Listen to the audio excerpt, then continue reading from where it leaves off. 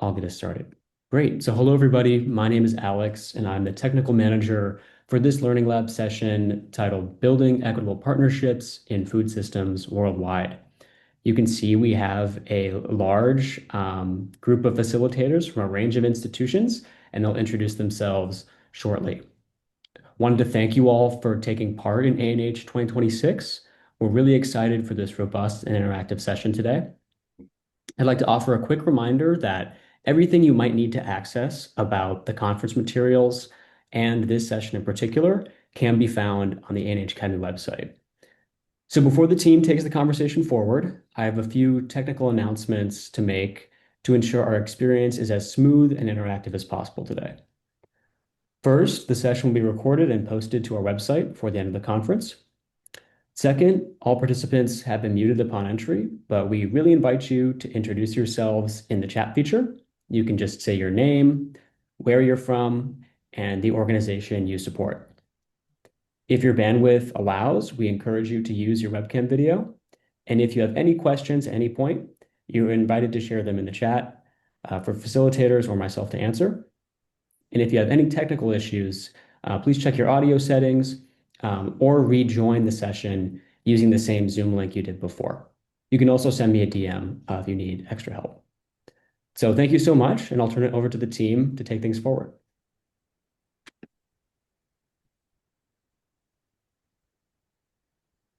Thank you so much, Alex, for the introduction. So good morning, good afternoon, everyone, and welcome. And thank you for joining our Learning Lab on Equitable Partnerships. So my name is Aishat Abdu. I'm from McGill University, and together with my colleagues today, we will be facilitating the session, as mentioned previously. We will spend 90 minutes together.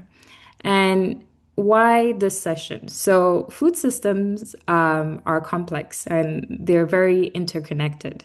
So, and addressing them requires collaboration across sectors, across disciplines, institutions.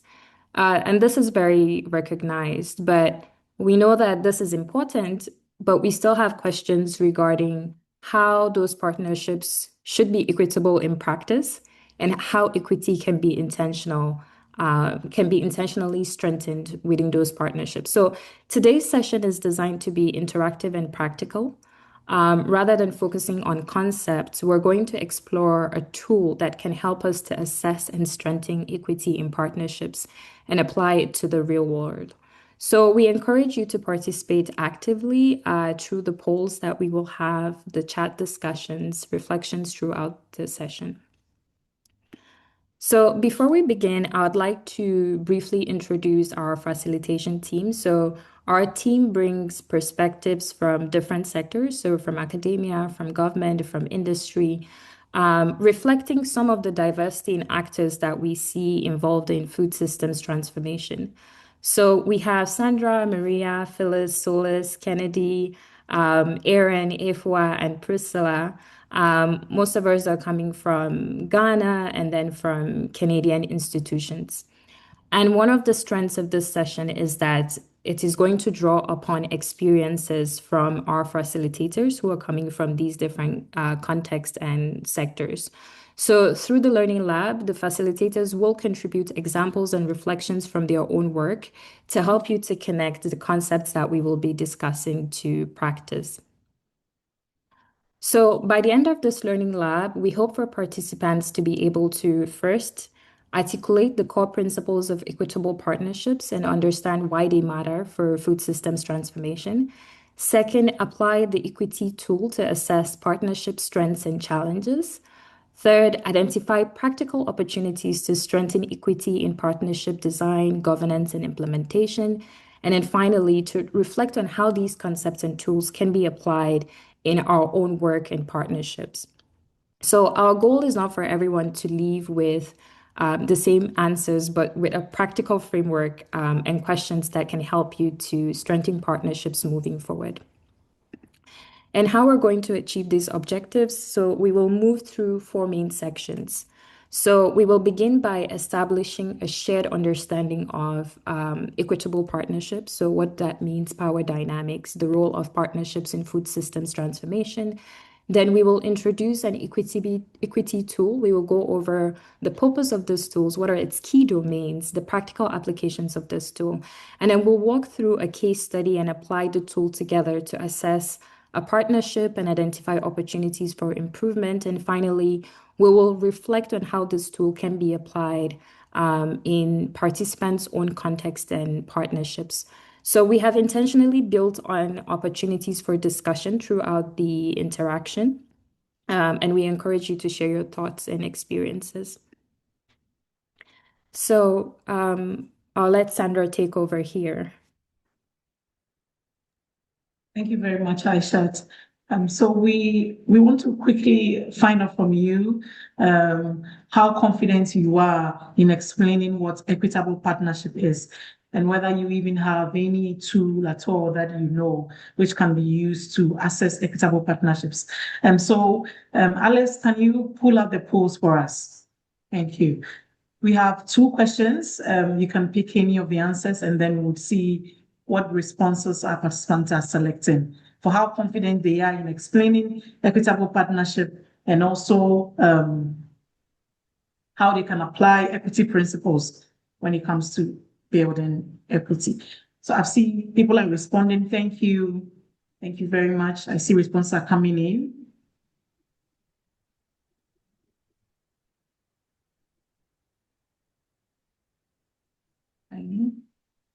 We have 38% that have participated.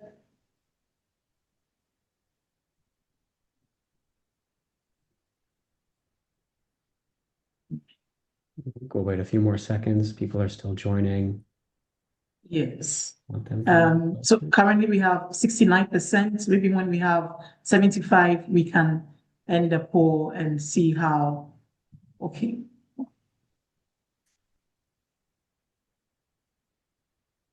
Okay, I'll end the poll now. Get a good sense of where people are coming from. Yes. Let's share the You results. should be able to see the results now. Says failed to share poll. Another poll has been started. Okay. Alex, are you able to share from your end?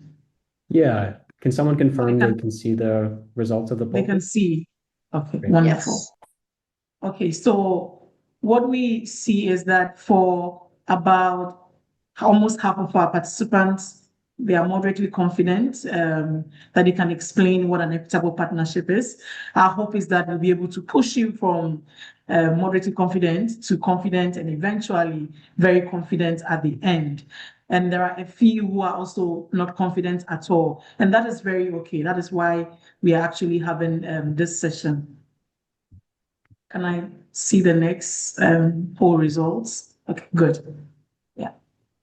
How confident are you in applying equity principles or to assess or strengthen a partnership? For this, the results are diverse, and we see that a lot of our participants do not have confidence at all. So if you add the not at all and slightly, that's almost 60%. So 2/3 of the people who have joined this lab do not have confidence in assessing equity in partnerships. So we are very glad that you came. And I think this polls give us a confidence on even how to go about explaining the tool that we are using for the session. So thank you very much. And we are happy that you could join us. Thank you, Alice. You can stop sharing. The last one? Okay, I think that's it. Yeah. Thank you, Sandra. So now we will move to another short activity, and I'll hand over to Ifwa to lead this segment.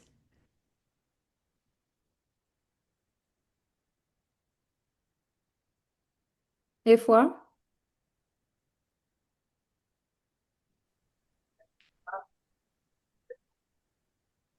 I'm not sure if she's connected.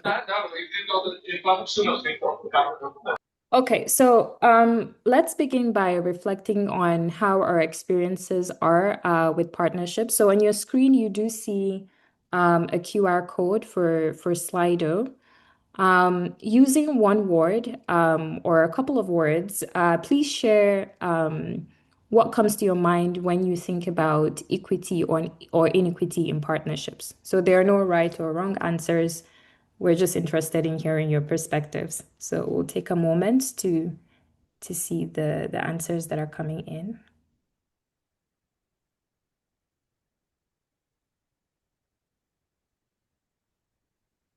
I see intentional, transparency, power dynamics,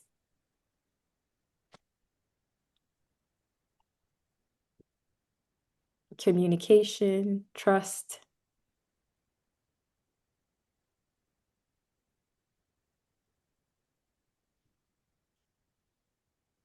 connection across cultures, support. So trust is looking popular. Transparency also is looking popular. And we do see fair, power. Just give it one more second and then we can continue. Okay.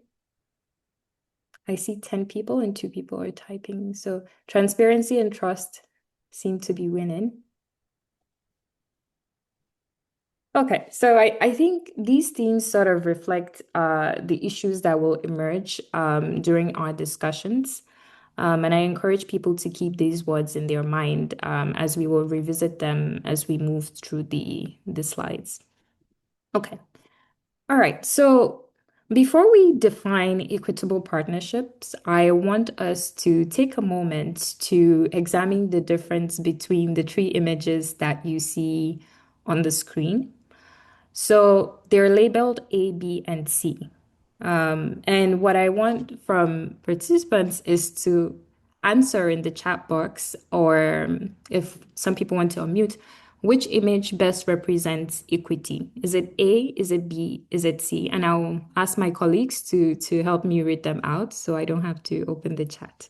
So take a moment to respond which of these images represents equity.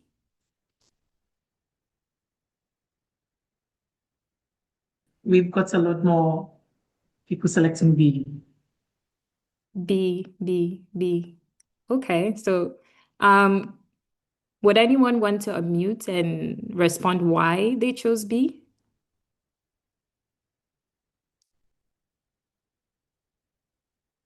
I can. Go ahead.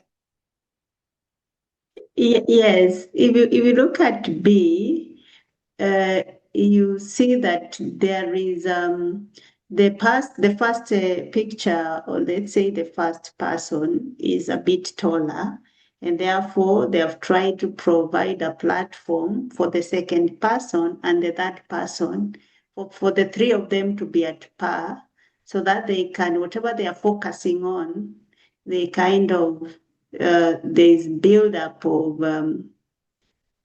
like they are built up and they are able to do it together without being in the. If you look at C, each one of them seems to be doing what their own at their own capacity. But in B, there's been build of capacity whereby all of them are able to do the task together. Thank you so much, Sheila. I think you captured sort of what the description is for each of the images. So the answer is indeed C, and this image is commonly used to show the difference between equality, equity, and justice. And like Sheila had highlighted in the first image, you see that everyone is receiving the same level of support. It appears at a first glance that everyone is being treated equally. But when you start looking at how individuals are different, they have different positions and how people face different barriers, you will see that providing the same support does not necessarily create equal opportunities. And B, equity, which is our focus, what we see is that support is distributed according to need. So those facing greater barriers receive additional support so that everyone has meaningful opportunity and participation to achieve similar outcomes. And this is what we often mean when we talk about equity. And then finally, in the third image, the barrier itself is removed. So rather than continuously compensating for inequities, attention is directed towards addressing the underlying structures or systems or conditions that created those inequities in the first place. And this is what represents justice or systemic fairness.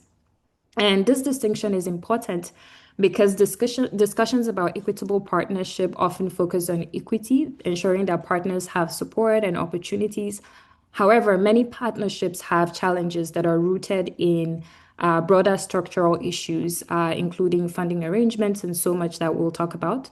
So as we move through the session, I also encourage people to think about partnerships and how they can be, not just how they can become more equitable, but about how we can think about the structural changes that are needed to create more just and sustainable partnerships over time. Okay, with that foundation in mind, let's now turn to another question, which is what is an equitable partnership? So this term is widely used, but it can mean different things to different people. So at the core of this concept, this equitable partnership is not simply about everyone contributing the same thing or having identical roles. Rather, it's about ensuring that all partners have meaningful opportunities to contribute, to influence decisions, to benefit from a partnership. So, what this slide is showing is sort of the common principles that are associated with equitable partnerships, and I'll just briefly go through four of them. So, first, we see shared decision making. So, partners should have meaningful opportunities to shape priorities, to influence decisions, to contribute to the direction of a partnership. So, this does not necessarily mean that everyone has equal responsibilities or resources, but it does mean that decisions are not concentrated within a single institution or a group. The second principle is mutual accountability. So, accountability should flow in multiple directions rather than only one from one partner to another. So, partners should be able to discuss expectations openly, provide feedback collectively, reflect on progress and challenges. A third one is fair distribution of resources and opportunities. So this includes financial resource, information, training opportunities, leadership. So fairness does not always mean equality, but it does mean being intentional about how opportunities and benefits are shared. And the last principle is valuing knowledge. So, recognition of diverse knowledge, which exists in many forms. So, we have academic expertise, which we know is very important, but there are also lived experiences, local knowledge, practical insights from communities, practitioners, policymakers, and other stakeholders. So, recognizing and valuing diverse forms of knowledge is important for building strong and sustainable partnerships. And when we look at these principles together, what they help do is to create partnerships that are more inclusive, more responsive, and ultimately more effective. So now that we sort of understand these principles of partnership, so now the next question is, why do equitable partnerships matter for food systems transformation?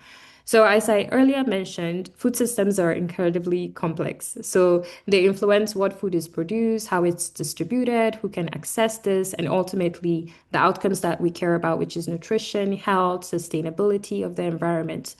So, because of these complexity, we know that no single actor can transform the food system alone. So, government, researchers, communities, civil society, private sector all have a role to play. So, what this image is showing is the diversity of actors that are needed around the table for a food systems transformation. So different actors have different contributions. So each stakeholder contributes something unique. So governments create the enabling policies, the regulation, the public investments. We have academia and research institutions that generate the evidence, innovation, technical expertise. We have communities that bring local knowledge and lived experience. We have civil society who have often contribute in advocacy, accountability, they facilitate engagement, and the private sector. But what we know is that none of these actors can achieve food system transformation in isolation. However, bringing people together does not automatically mean creating an effective partnership. The quality of the participation of actors matters. So, who is involved in decision making, whose knowledge is valued, who has access to resources. These questions influence whether partnerships truly support transformation or they unintentionally reinforce existing inequities. So, the principles of equitable partnerships that are highlighted at the bottom, which we have already gone through, are particularly important here because they help ensure that partnerships are not only collaborative, but also equitable. So when diverse actors are able to contribute meaningfully and share ownership of decisions, partnerships are more likely to generate the solutions that we care about, that are relevant, that are sustainable, and responsive to local needs. And we see that this idea is increasingly recognized in global and regional food systems agendas. For example, when we look at the Kampala Declaration, which was signed by a lot of African countries, it highlights the importance of inclusive multi-stakeholder approaches to building resilient and sustainable agri-food systems. So this declaration recognizes that achieving food security, improving nutrition, and sustainable development requires collaboration among governments, research institutions, private sector, civil society. So, in other words, transformation depends not only on technical solutions, but also how we work together.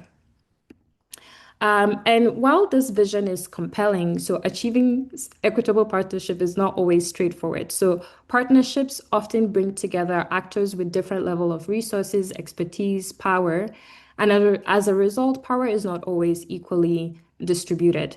So what this slide is highlighting is a few common areas where power dynamics may emerge. So for example, we might ask, about decision making. So who sets priorities or makes the decisions? Or finally, we can ask who ultimately benefits from this partnership. So these questions do not necessarily indicate that our partnership is inequitable. Rather, they encourage us to reflect on how power may influence participation, decision making, and outcomes. And recognizing these dynamics is often a first step towards building more equitable and inclusive partnerships. So I'll stop talking here, and what we're going to do is try and bring these concepts that I've mentioned into life. We're going to invite our colleagues, my colleagues facilitators from different sectors who will come and briefly reflect on their experiences from different sectors and answer the question, what power dynamics commonly emerge in partnerships within their own sector, and what challenges do these power dynamics create for equitable collaboration? And I'll invite Sandra first to talk from an academic perspective. Thank you very much, Aishat. So from the academic perspective, we have usually the supervisor, the mentee relationship, which cuts across different sectors. So even as early career, you would have a supervisor, you would have a postdoc mentor who is mentoring you during your period. And sometimes within these partnerships, there are some undefined roles, undefined expectations that can create inequitable communication patterns within the group. You would notice that even between a professor, a postdoc, or even an undergraduate, there's a need for communication. That needs to be clearly established if we want to be able to build trust. And some of these could be non-verbal communications, so even managing people's emotions, behavior, and their body language is very important when it comes to the academia field. But sometimes what happens is that at the onset of the relationship, the PhD student or the postdoc expects everything from the mentor, and at the same time, the early career scholar also expects almost everything from their supervisors. So not defining these expectations at the onset of the relationship can become a very key challenge. I have a colleague here from the UK who was just telling me that he just started working and he wants to start a family. But when he said that he told his boss that he was going on a 1-month leave, when he came back from the leave, all the projects that he was invited to contribute to writing the grants, he's been told that other people have been found who are now writing those grants. So these can become toxic, and sometimes you can have professors who are labeled as monsters, or you can have PhD students, undergraduate students who are also mislabeled when unclear roles are what guides the relationship between mentors, mentees, or supervisors and candidates. Thank you. Thank you, Sandra, for that reflection on academia. I'll move to Solis. Okay, so in my sector, most of the time we have a challenge with the funding, and so there is a funding institution and has more influence and power over decisions and priorities of the project or program you are handling. And sometimes there is poor communication to let stakeholders know what these priorities are. The fundings has their timeline and then priorities that they are working with, which differs a little with stakeholders, and but you are forced to go according to the and with because of this poor communication and planning, making decisions together from the beginning, sometimes it makes affect the work that you are doing. And for example, in the past, we worked on a project that the funding institution and gave the funds to another institution to manage, and the third party did not communicate their operating systems to our sector and how things work. And we were working on it in the agriculture sector. And we work with the rains and the seasons and building home gardens for the community. And because the poor communication and release of funds, because they had the power funds and resources, things were a little delayed. And so these are some of the challenges we face with and then how the resources are used, and then at what time the resources are released for the work. So these are a few challenges. Thank you. Thank you, Solis, for elaborating on the funding aspect, communication, and planning. So I'll invite Kennedy to provide some few reflections, and then we'll invite if we have some of our participants that are coming from other sectors, and if they feel like some of these dynamics that have been mentioned resonates with them, or they have other reflections that or power imbalances that arise in their own work that they would like to highlight. We welcome one or two people to also contribute. Kennedy? Yes, so thank you very much. We are in the agri sector, and in the agri sector, partnerships or equitable partnerships depend largely on the power frequency, and power is frequently linked to control of funding, market access, and then technical expertise.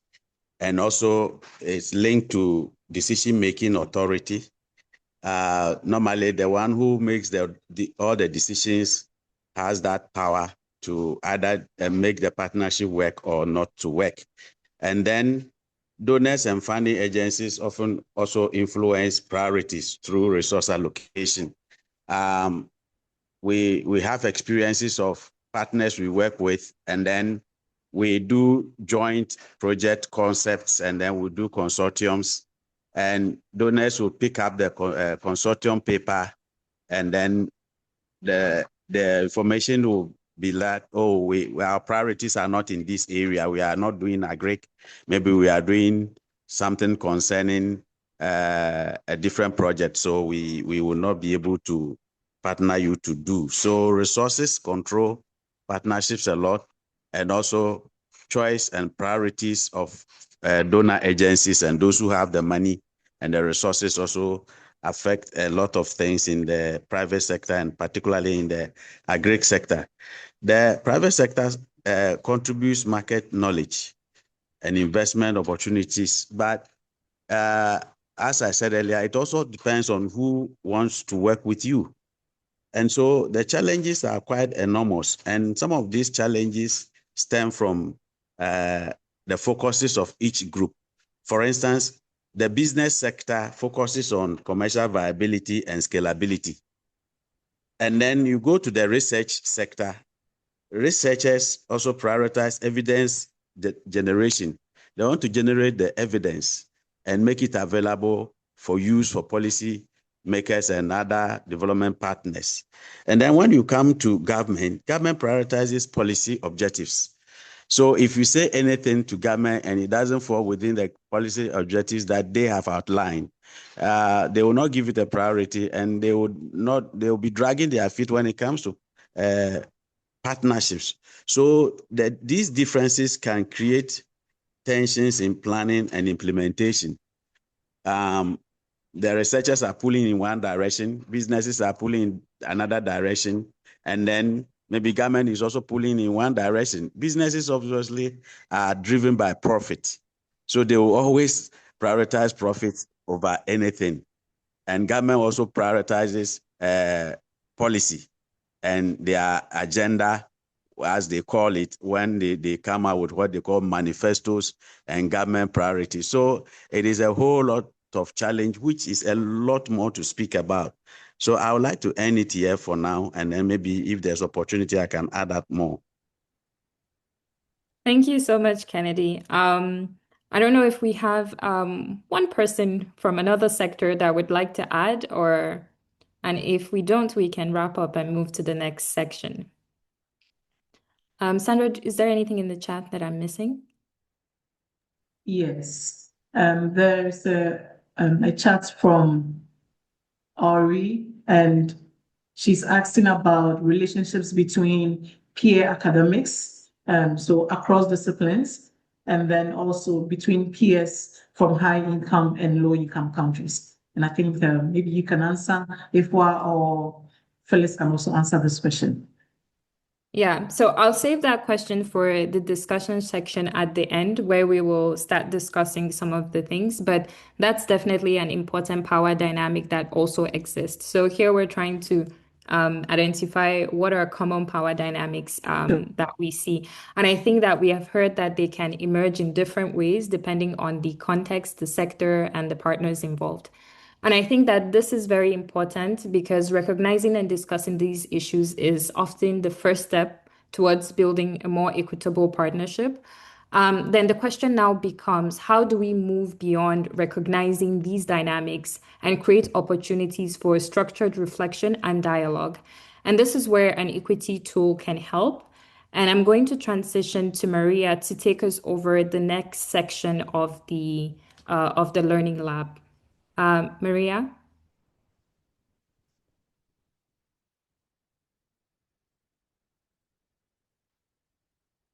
I don't know, is she still connected? Yes, I am. Can you hear me? Yes. Okay, wonderful. Well, hello everyone. It's my pleasure to walk you through equity-focused tool for valuing global health partnerships that I will use acronym EQT through the presentation. And what we heard from the beginning of this session is something that we took into consideration together with the existing tools that were existing before 2022 when this tool was created. So I'm going to ask Aisha to, okay, wonderful, thank you.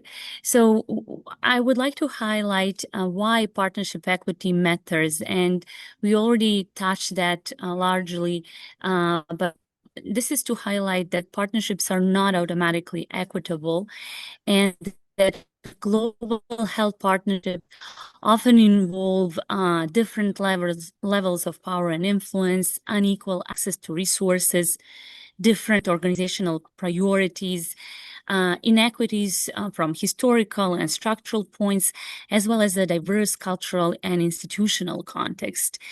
Next one, please.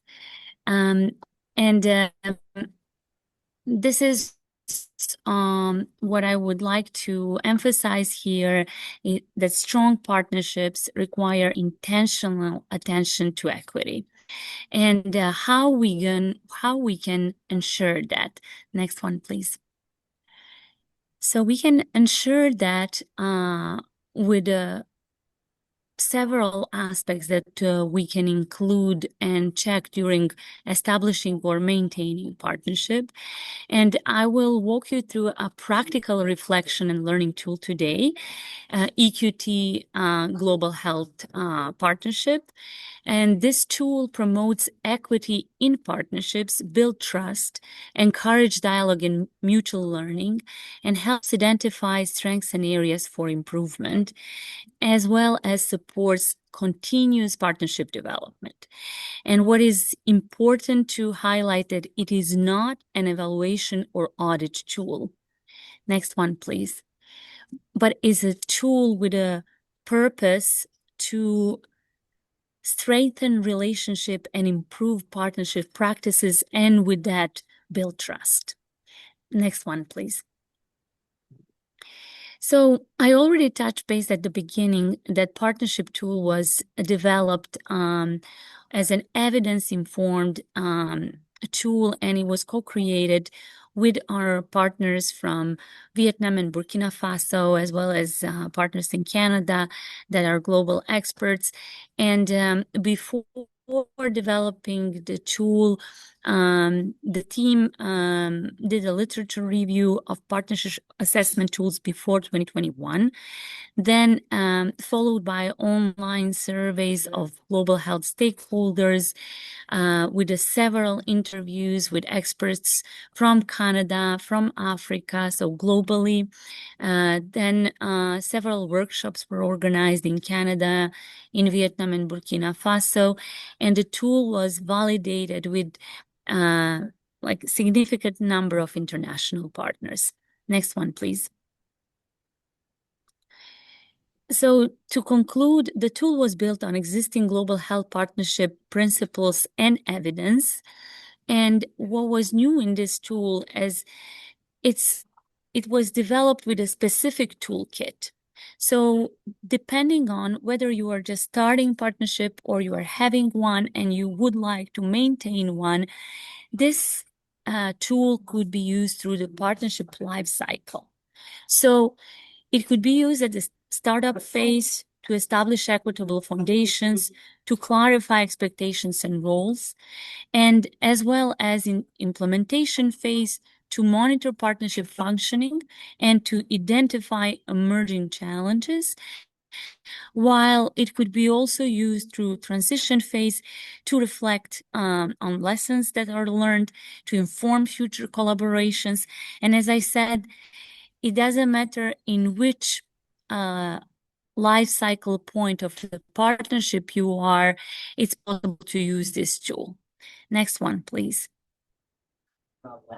And by using this tool, it's important to assess partnership over time and to repeat it over time in order to secure that partnership is equitable. Next one, please. So the main question that I'm usually getting is who should use this tool? For every partnership, it's important that multiple voices are enabled to speak or to give their perspective. And this is why this equitable partnership tool can be completed by lead partners, by project managers, researchers, program staff, community partners, and different partners organizations to enable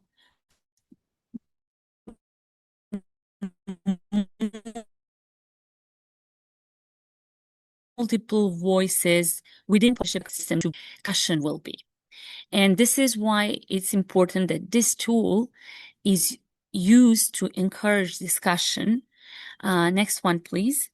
And it could be done through several instances, as there are 4 domains of partnership equity within the tool. First one is focused on governance and process. It's basically main questions are how your partnership is comprised, who makes decisions, are partnership considering different contributions. This is the first section or first domain. The second domain is focused on procedures and operations, with the questions how your partnership functions and implementation actions are driven from day-to-day basis. Then the third domain is a progress and impact, with the difference your partnership makes for partners and those it serves. And the fourth one is power and inclusion, how your partnership actively embraces diversity and responds to issues of power. I will talk in details about different questions that are part of those 4 domains. Next one, please. But together, these domains provide a holistic picture of partnership health, if we can use this expression, as with obtaining questions for all 4 domains, we would be able to scan how healthy this partnership is. The next one, next slide, please. And how we do that. We do the assessment within the tool by using a traffic light method, which means that we have 3 colors that are reflecting in green, yellow, and red, like a traffic light, where the green is focused on a response of a question where you strongly agree to within the partnership, while the yellow one is focused on questions that where the someone who is responding is not sure or need clarifications, and the red one is for the questions where the who is populating the tool and questionnaires disagree with a specific question. Next one, please. So if it's possible to advance, yes. So let's go over some examples from the tool. Well, what I mentioned at the beginning is that this tool is unique as it has a specific toolkit. And one part of that toolkit is called setting the stage. And it's showing how we should establish agreed indicators of equity and mutual benefits from the beginning, but also how we can monitor partnership equity through the life cycle of the partnership. Then, but it's important to monitor the health of partnership intentionally, to review progress regularly, and use findings to strengthen the partnership by encouraging discussion and co-creating solutions for the areas that are considered challenges or are marked in red. So what you can see on your right side of this slide is that I put example from the tool that is focused on recommended actions, how the partnership discussed and completed, when the partners are completing the following questionnaires, depending on their responses, we can see what are the areas that need more discussions or need work from partners. For example, question number 7, if you can see on the screen, every partner has participated in developing the partnership performance framework. If the partner that is completing that questionnaire is in agreement with this statement, he will circle yes in green. If it's unsure, then yellow. And then if it's disagree with this, then it would be no. So next one, please. So this is I already started talking about this suggested process, how to use the tool. So the questionnaire has 4 different domains, let's say 4 different aspects. And it's important before using the tool that we go through a certain steps with all the stakeholders in the partnership. First one is to agree on purpose and timing for performing and using this tool. Then to decide who will participate, who will answer the questions that are within this tool within every stakeholder team. Then to complete it individually or collectively as a team for each stakeholder, then to compile responses and to review findings together, to discuss those findings and to develop action plans. Within this process and through this process, it's extremely important to maintain confidentiality and trust, and those are built by discussing in advance most of those aspects that are suggested in the process. Next one, please. So for the next slide, we will think about, or we can talk about how after performing the questionnaire and after obtaining the results, how those results would be interpreted, how we will interpret them.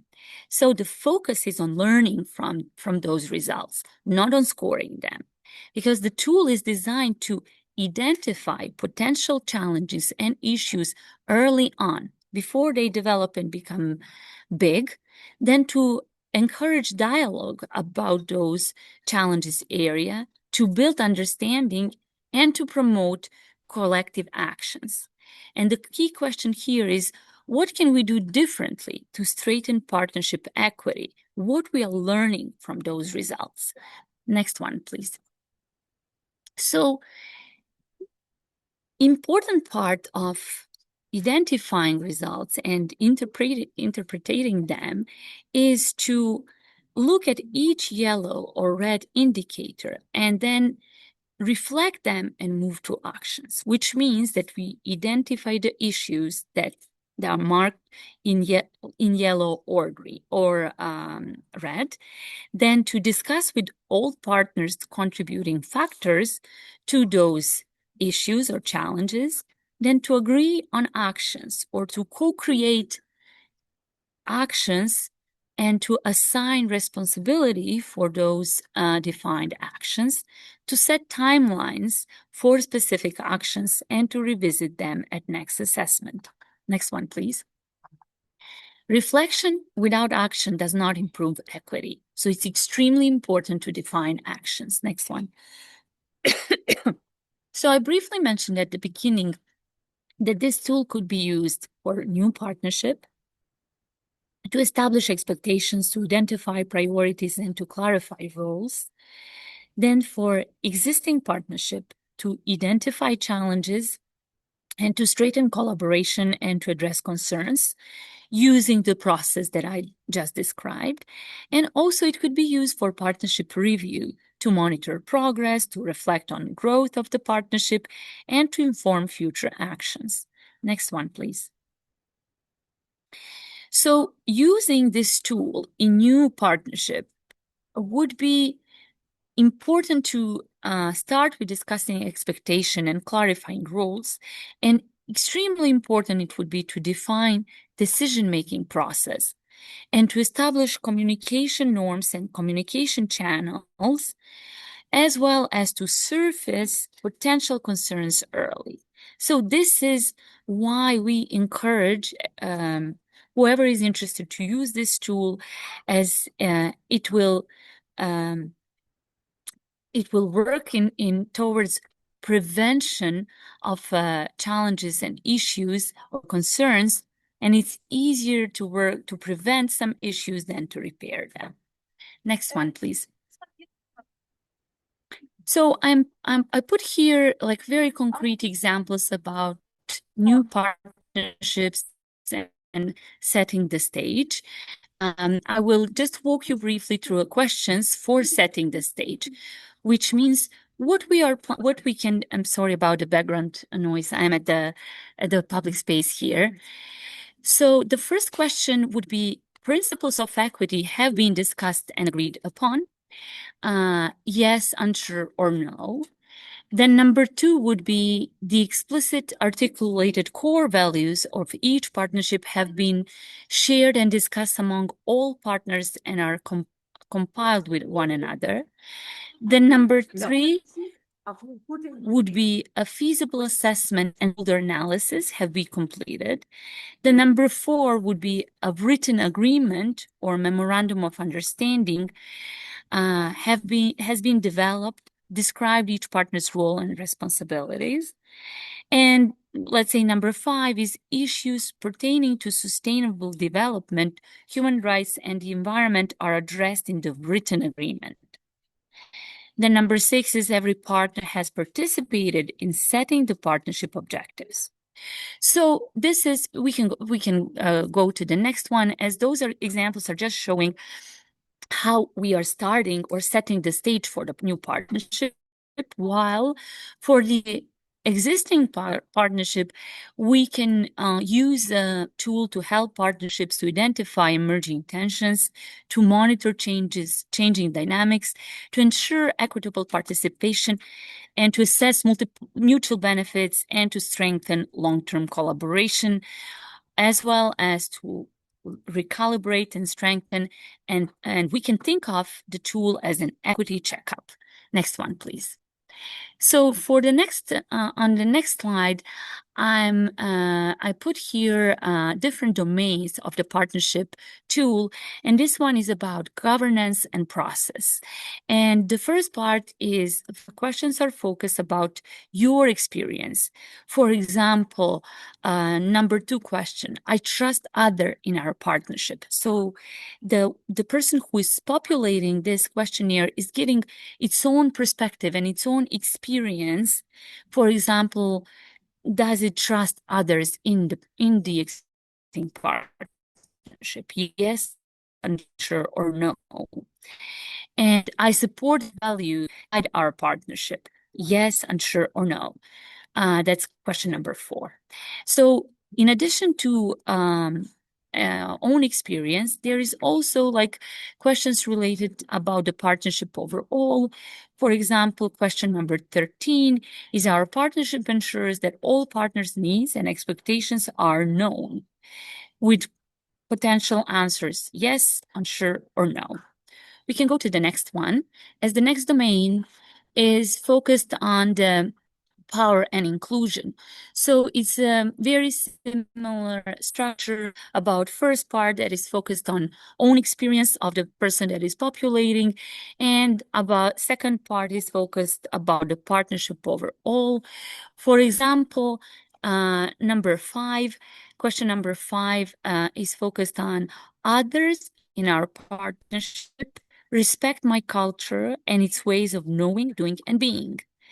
We're the potential answers, yes, unsure, or no. So also the question number 10, our partnership is aware of and actively discuss how to mitigate inherent inequities between partners. Again, same traffic light potential answers. Next one, please.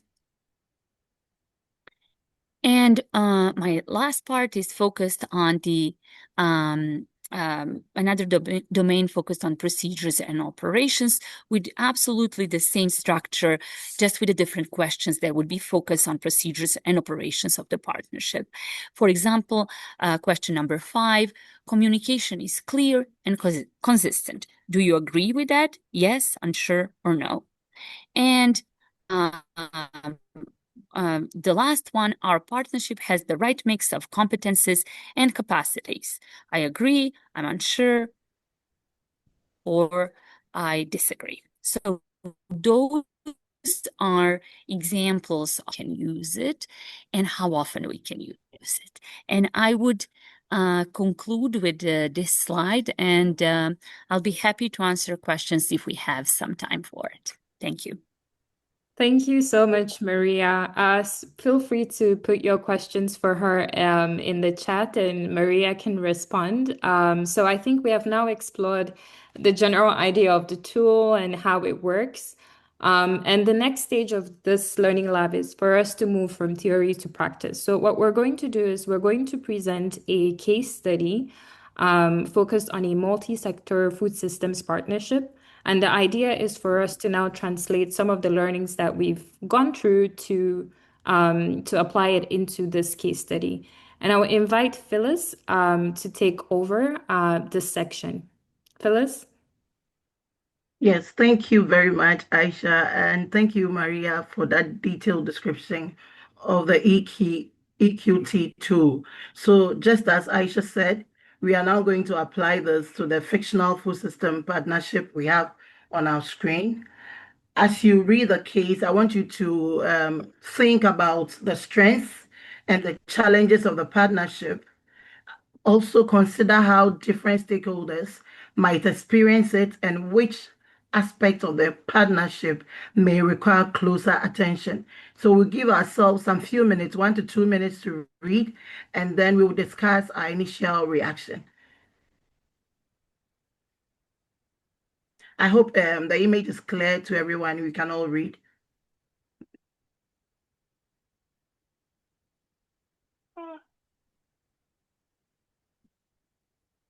Or I can do a quick read for everyone. Yeah, Phyllis, if you could just walk Okay. us through, I think that'd be helpful. All People right. can read along All and right. listen.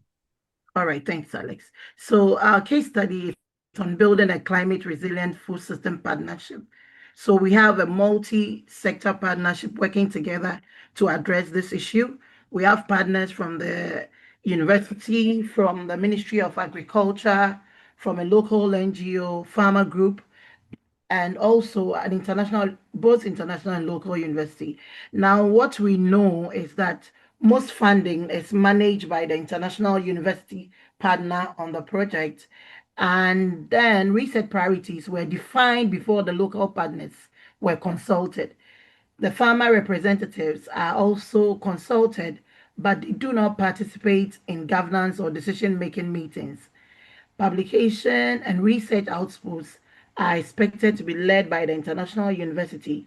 Community members, on the other side, are invited only to the annual meetings, but they have limited influence on decisions made in this project. So now the big question is this partnership equitable? What concerns do you see in this partnership? And the floor is open. Feel free to put your responses in the chat. We'll read them out. If you wish to contribute, you can raise your hand and we'll call 1 or 2 people to share their views.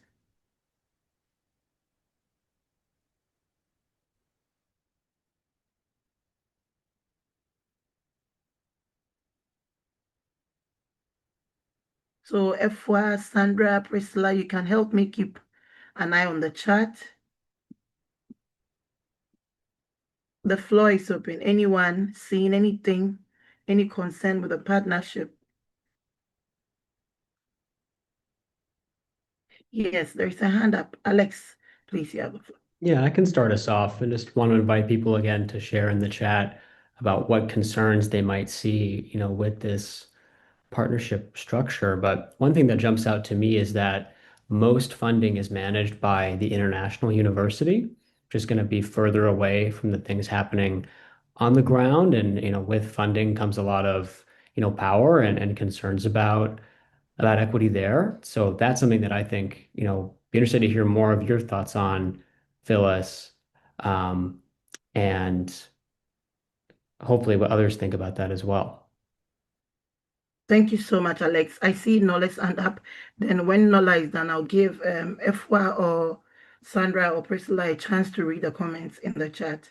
So Nola, please, you have the floor. Thanks.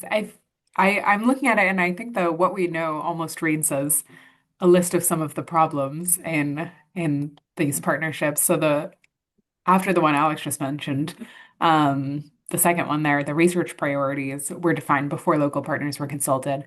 And that seems like it would be a problem to me since that's not including the people who know the situation best.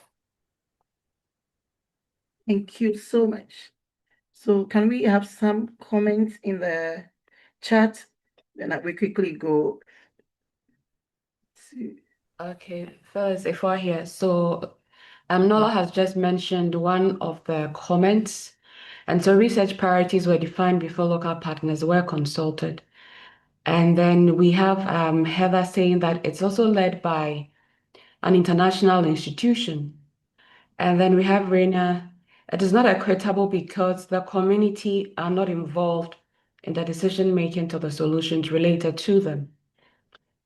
We also have, it isn't clear how and if farmer and community member contributions are actually taken into consideration into the program or research. We've talked about those research priorities defined before the local partners were consulted. Research priorities were not jointly owned and identified. From what I see, is the partnership favors the international partners. It should be equal. Okay, so next says, yes, there's a lack of community member involvement, and that's concerning. Yeah, so these are the comments we have in the chat now. Okay. I see Anjali. Thank you so much. Right. Yeah. Hi, Yes, sorry, I'm not okay, able to. Anjali, please. Oh, thank you. Sorry, I'm not able to switch on my camera, but I can see a lot of issues regarding what we know. I think somebody has already mentioned about the research priorities were defined before local partners were involved. Again, if we look at the FPOs and their involvement, they were not participating in the decision making. Publications are all international university, and so a lot of issues in what we know. There are in every point there is some issue which shows that it is not a equitable partnership. Thank you. Thank you so much, Anjali. Thank you, everyone, for this very useful contribution. Yes, you are right. And we see that even from this case study, this small case study, we already see range of perspectives emerging. Some of you have highlighted issues relating to resource allocation, representation, decision-making, communication, and even accountability. So these initial reactions demonstrate truly why a structured reflection can be useful for equitable partnership. So in summary, rather than focusing on a single issue, the EQT tool or the EQT tool encourages us to examine partnership across multiple domains. So we are going to do a deep dive. Please, Aisha, can you share the next slide? Yes, Phyllis. So we have the Slido Yes. showing right now. So that's it. Okay. All right. Over to you, Aisha.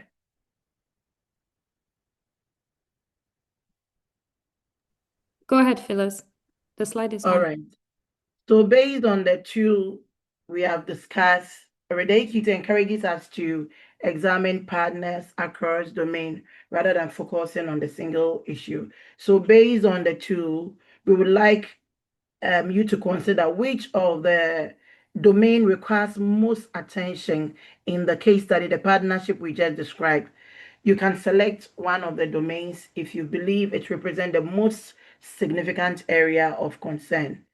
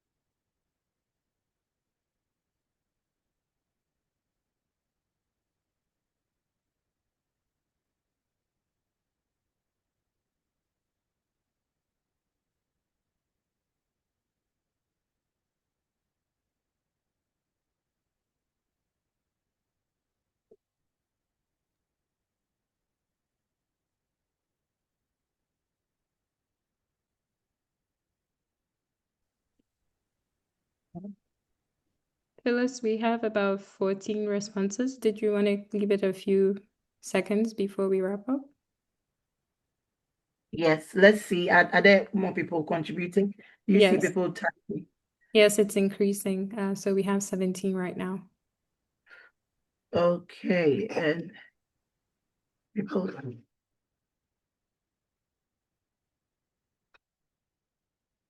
All right.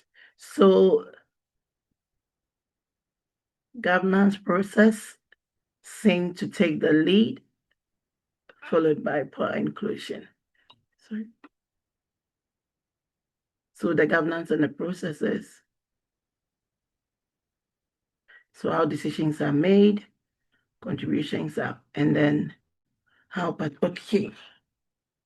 Excellent. So many of us agree that governance and the processes, how decisions are made and who contributes towards and how partnerships is governed matters, as well as how we embrace diversity and issues of representation. So this is interesting because it suggests that participants are seeing, it suggests that we all see potential concern relating to how inclusive the project is or how it's being governed. At the same time, we also see a few issues across these domains like procedures and operation, how partnership functions and implement activity day to day.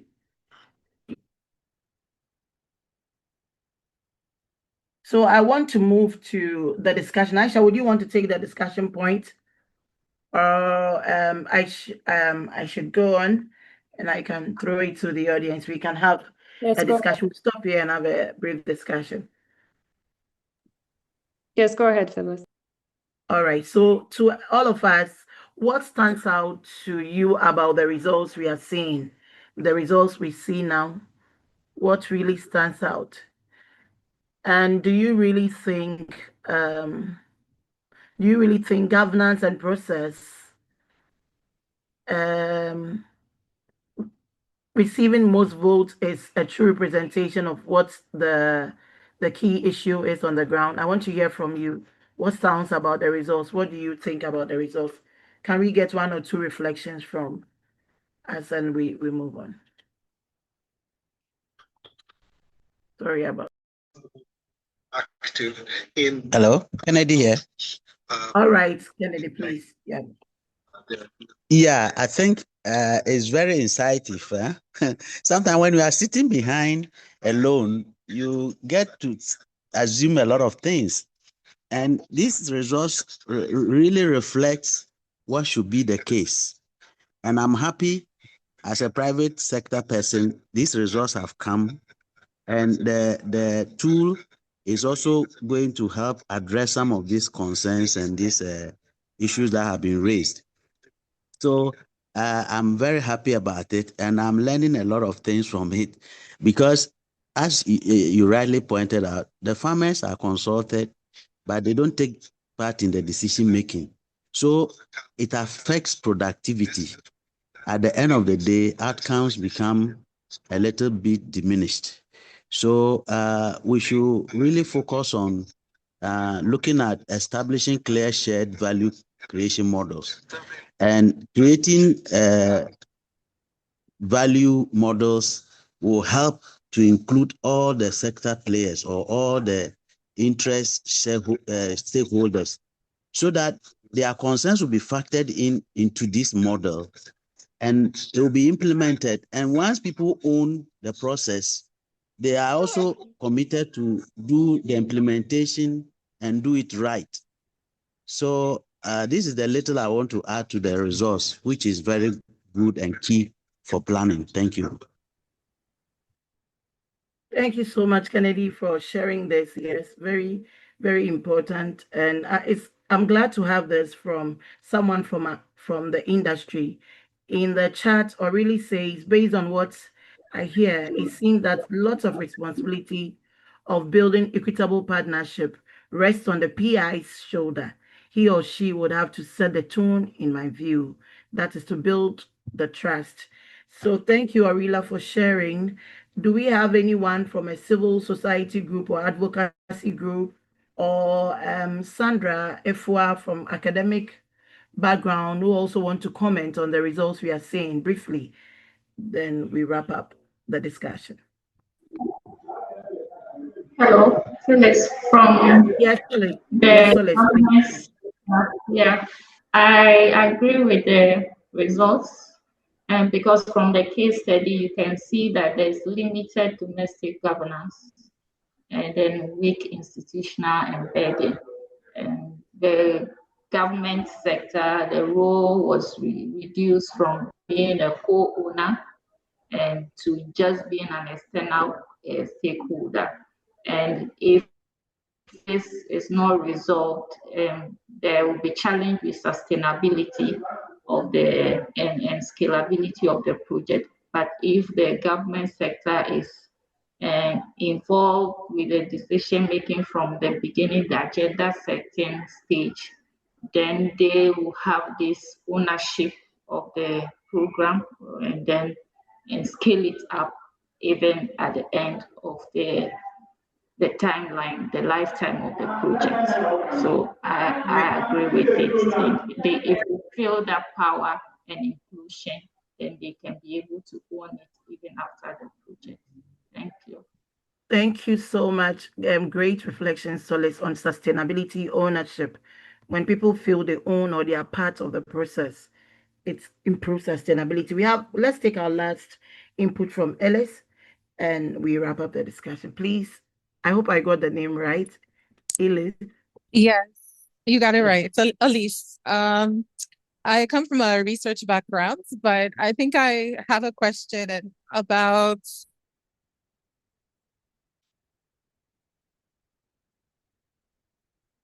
governance as well as community members.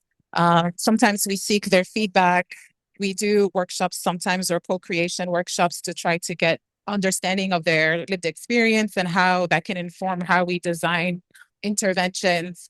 But when I was looking at, are they being involved in decision making? Sometimes I wonder if what we are doing is enough, and maybe learning from others' experiences as well on what is an equitable way of really involving farmer groups, community members in the decision making. Because I think sometimes we all try to do different things, but it would be good to learn what are some of those governance ways to ensure we are equitably and fairly really involving them in the decision making process and not just collecting their feedback to be used in the research. Yeah, so that's what the feedback I wanted to share and as well. Thanks. And thank you so much. Thank you. Elise, what a way to wrap this up. So colleagues and everyone, we see equity is not only representation. So having everybody around the table is not enough. We need to give people voices. They have to be part of the process from scratch. Their opinions should be respected. We should build trust and we should respect people's opinion. So on this note, thank you so much for making this discussion very interactive. I hand over to Aisha to take us to the next activity. Thank you. Thank you, Phyllis. This one is really short. We're just going to use the chat to allow people to diagnose the different domains that Maria had discussed initially. The traffic light system. So we have 4 different domains, and it looks like there is an agreement that governance sits at red. But please feel free to enter the colors for the other domains of the tool. And then we can move forward to our next activity. I don't know, Sandra, Phyllis, do you see the chat? What are people saying?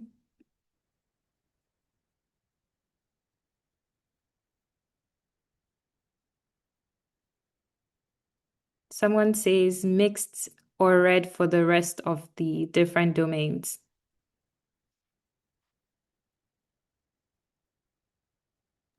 Aishat, I think it's a very important comment from Anjali. She mentions that it also depends on the capacity and the roles of partners and how much they want to contribute, which decides the partnership. And I think as much as we are aiming to build equitable partnership, you cannot ask someone to come to the table when they are only willing to give you 10% of their time. So that reflection is also very important in how we push for equitable partnerships with whoever that we will be working with within the food system. Thank you.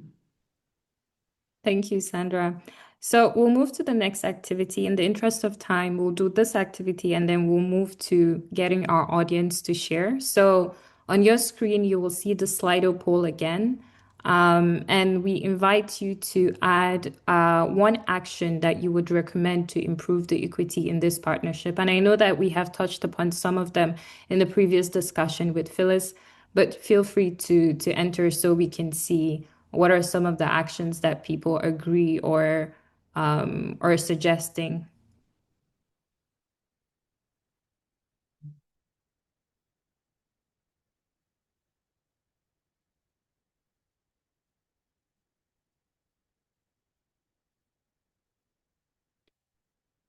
I see dialogue and communication.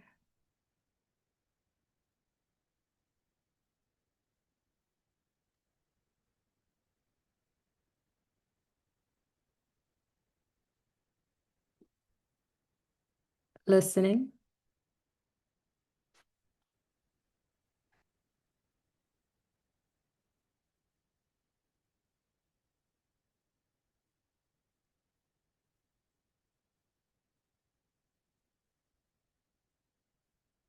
So it looks like some of the responses are focusing on improving communication,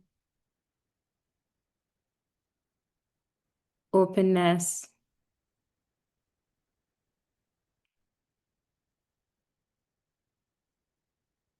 collaboration.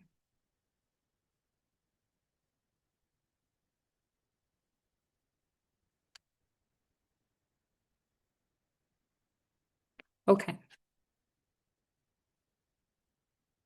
Trust.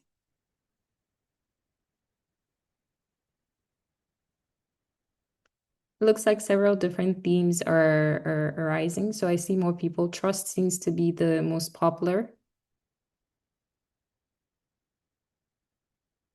Local input, inclusivity. So it looks like there's a lot of different recurring themes in terms of action that tie back to the principles that we discussed in earlier slides. So we have just a few minutes. So I'm going to just transition to a question of how might this tool be applied in our own organizations or sectors or our partnerships. And I think this is where we would like to hear from different participants. We invite people from other sectors that were not on our panel, so people from civil society, advocacy, or the sectors that we're missing to reflect on where they see the greatest value of this tool in their own context, or maybe what might be some barriers in applying this tool in that context. So please feel free to unmute. We can take one or two people to share those reflections. And if you don't feel comfortable, please enter it in the chat.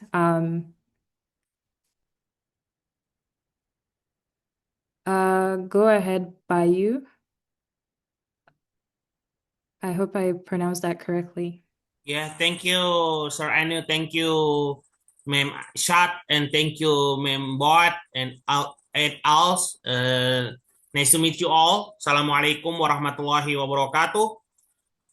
My name is Ahmad Bayu Aryawan, the alumna of Animal Science faculty member in Halo Oleo University in Kendari, Southeast Sulawesi of Indonesia. I would ask about the identification is the important to collaboration with governance, and can you can consolidate to government to in many sectoral like economic, culinary, F&B, agriculture, also agri-complex, and researchers and independent practitioner to join the to join many place or many insights to become interest with your research. So if the interest and the field is the correct, you can think you can have the thing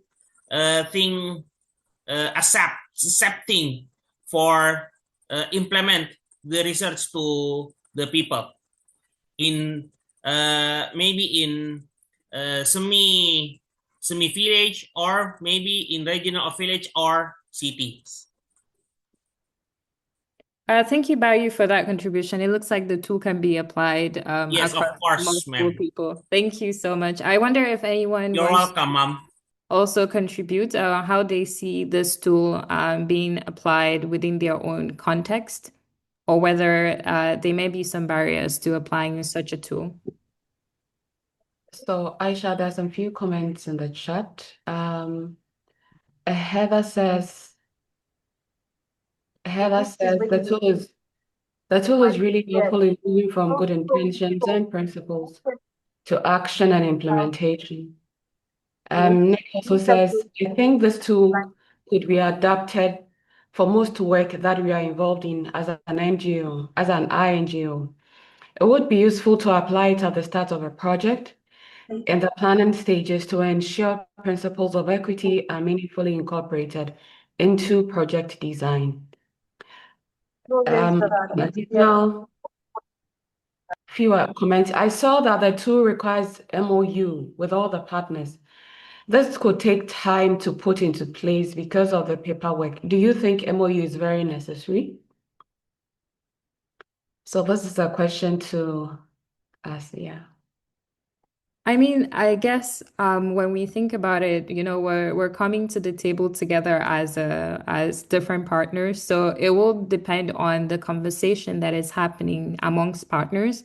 But by default, this tool comes with an MOU.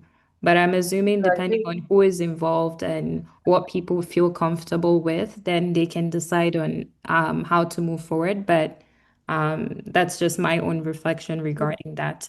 Just in the interest of time, we just have a few minutes. So I think we can all agree that this tool offers a structured way to facilitate dialogue, surface different perspective, and support ongoing reflection. So I'll just move to the final stage of our learning lab, which is a poll that Sandra will go over, and then we can wrap up with the summary and key takeaways. So we have a poll that we want to use to assess if within the 1.5 hours that we've been together, your confidence in explaining equitable partnership has changed, and if you can apply some principles of equity in your partnerships. And remember, initially, we were at moderately confident, and then when it came to applying partnership principles, we were not at all confident and slightly confident. So let's see what your reflections are. Thank you.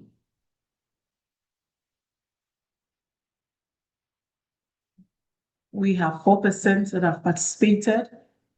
So we look forward to more people participating. Just 3 questions. Thank you.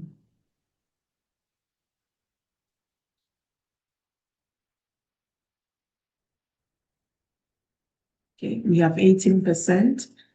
I see that the first question is changing a lot. We are seeing more confident and very confident. Wonderful.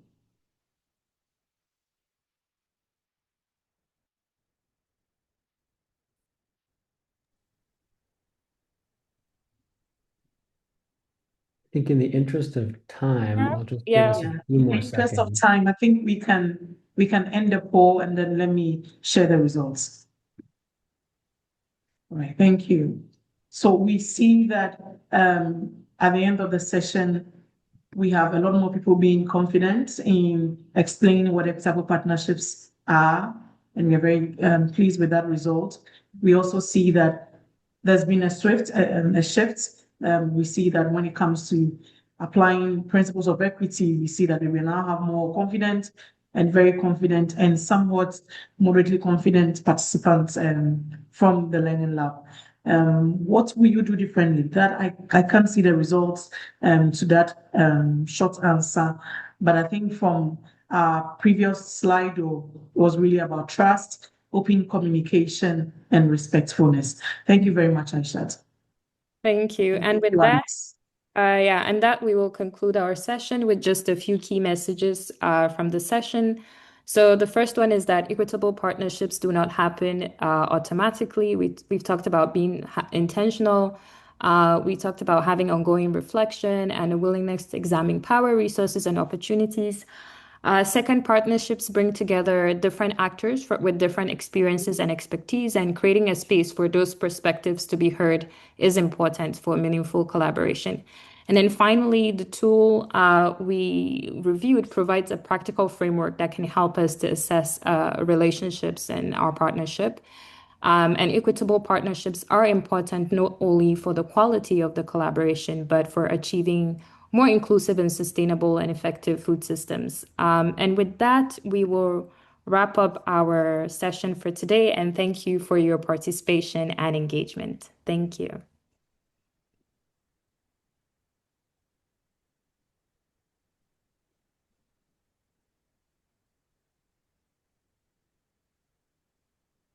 Thank you so much, Aishat, Sandra, the rest of the team. This is a really fantastic learning lab, and I see, so many great words of thanks in the chat, including someone who says this was the best session they attended this week. So high praise for you and your team.